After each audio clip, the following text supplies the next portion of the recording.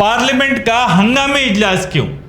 Parliament का monsoon इजलास के बाद और पार्लियामेंट के सरमाई इजलास में कुछ ही दिन बाकी हैं, तो इस दरमियान पार्लियामेंट के हंगामी इजलास की क्या ज़रूरत?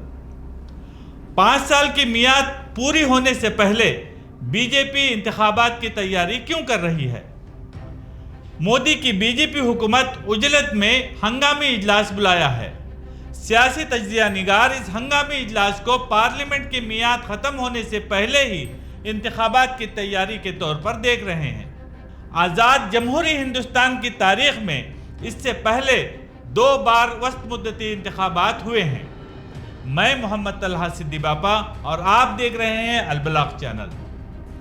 3.5 साल की हुक्मरानी के बाद इंदिरा गांधी फरवरी 1971 में गरीबी हटाओ के नारे के साथ इंतखाबात में उतरी थी। फरवरी 2004 में वजीर आजम अटल बिहारी वाजपेयी ने फील गुड के नारे के साथ लोकसभा को तहलील कर दिया था, लेकिन बीजेपी इलेक्शन हार गई और बीजेपी को फील गुड नहीं हुआ। बात यह है कि इंदिरा गांधी और वाजपेयी को वस्त मुद्दती इंतखाबात कराने से पहले ये एतिमाद था कि हम पहले से ज़्यादा सीटें लेकर और मजबूत होकर पार्लियामेंट लौटेंगे। इसके बरअक्स आज की बात यह है कि इलेक्शन के करीब होते हुए भी हुक्मरां जमात में वो एतिमाद नजर नहीं आ रहा। दिन ब दिन बीजेपी की हालत बद से बदतर होती जा रही है। जाफरानी थिंक टैंक बीजेपी को मजीद नुकसानात से बचाने के लिए जल्द अज जल्द इलेक्शन में जाने का मशवरा दे रहे हैं।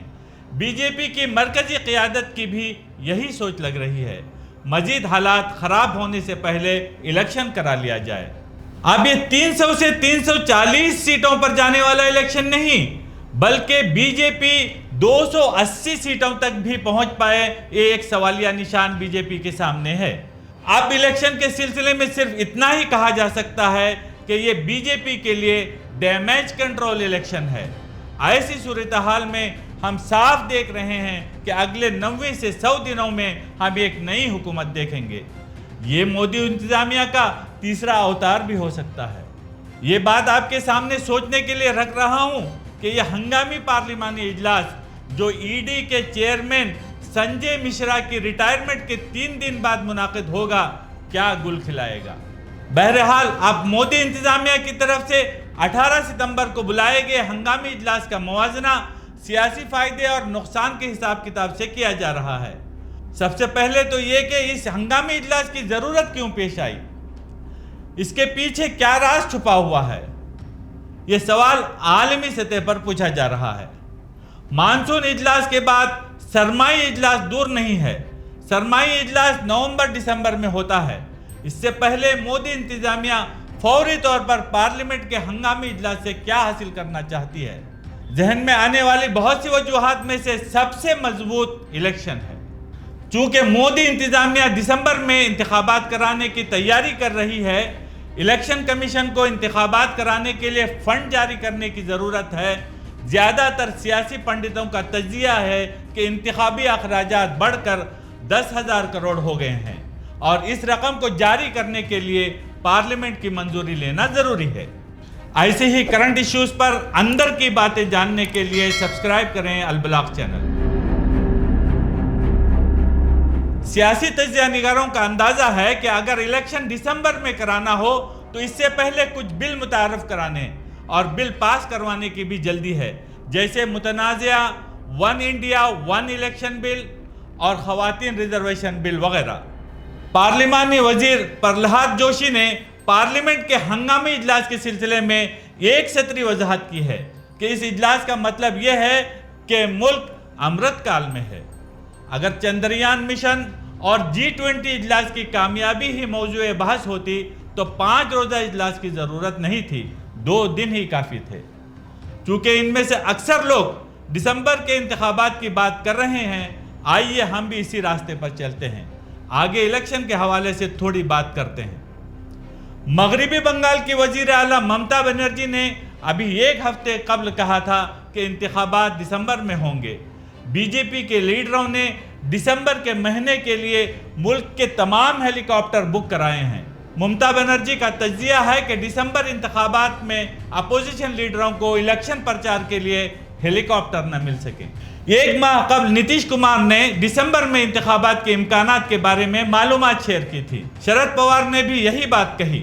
اس سے بڑھ کر ہم نے سنا ہے کہ بی جے پی کے کچھ لیڈر دسمبر کے انتخابات کی ضرورت کی بات کر رہے ہیں۔ دسمبر جنوری میں 5 ریاستوں میں انتخابات ہونے ہیں۔ بی جے پی کی حالت ان سب ریاستوں میں اچھی نہیں ہے۔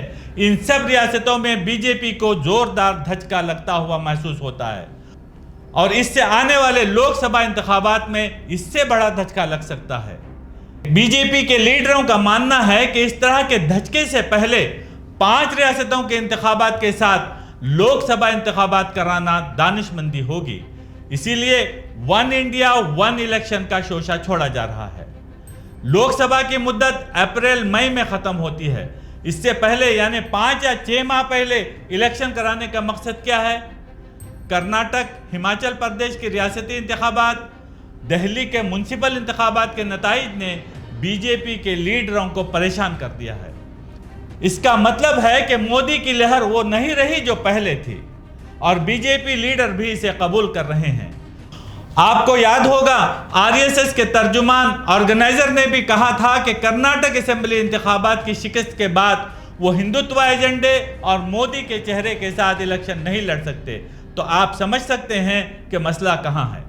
اگرچہ آنے والے دنوں میں ہونے والے 5 ریاستی انتخابات میں میزورم ایک چھوٹی ریاست ہے، لیکن منی پور میں فسادات کے معاملے کا اثر میزورم کے انتخابات پر ضرور پڑے گا۔ تلنگانہ کی بات کریں تو وہاں بی جے پی نہیں ہے، کانگریس کے مقابل بی آر ایس ہے۔ آندھرا پردیش کے وزیر اعلیٰ کی بہن شرمیلا جو ابھی تلنگانہ کی سیاست میں اثر انداز ہونے کی پوزیشن میں ہے، وہ بھی کانگریس کی طرف بڑھتی ہوئی نظر آ رہی ہے۔ خبروں میں یہ بات بھی آ رہی ہے کہ شرمیلا نے کانگریس لیڈر سونیا گاندھی اور راہل گاندھی سے ملی ہیں۔ صرف 3 ریاستوں میں چھتیس گڑھ، مدھیہ پردیش اور راجستھان میں بی جے پی اور کانگریس کے درمیان سیدھا مقابلہ ہوگا۔ چھتیس گڑھ میں کانگریس اب بھی کافی مضبوط ہے۔ اگر مدھیہ پردیش کا معاملہ آتا ہے تو بی جے پی کو ڈر ہے کہ اس کا انجام بھی کہیں کرناٹک جیسا ہی نہ ہو۔ یہ سب باتیں اس بات کی طرف اشارہ کر رہی ہیں کہ پارلیمانی الیکشن دسمبر جنوری میں ہونے کے امکانات زیادہ دکھائی دے رہے ہیں۔ بی جے پی بشمول این ڈی اے اپوزیشن کو سنبھلنے کا موقع دیے بغیر اچانک الیکشن کا اعلان کر کے فائدہ اٹھانا چاہتی تھی، لیکن بروقت اپوزیشن کے اتحاد اور الیکشن میں جانے کی تیاری نے بی جے پی کو نقصان پہنچایا۔ اپوزیشن انڈیا الائنس کے ممبئی کنونشن میں اپوزیشن لیڈروں کی تقاریر یہ بات ظاہر کر رہی ہیں کہ کسی بھی وقت الیکشن میں جانے کے لیے بی جے پی سے زیادہ اپوزیشن تیار نظر آ رہی ہے۔ اب تک صرف اتنا ہی، آگے کسی اور ایشو کو لے کر آپ کے روبرو ہوں گے۔ اس وقت تک کے لیے اللہ حافظ۔ آپ دیکھ رہے ہیں البلاغ چینل، حق کا پیغام انسانیت کے نام۔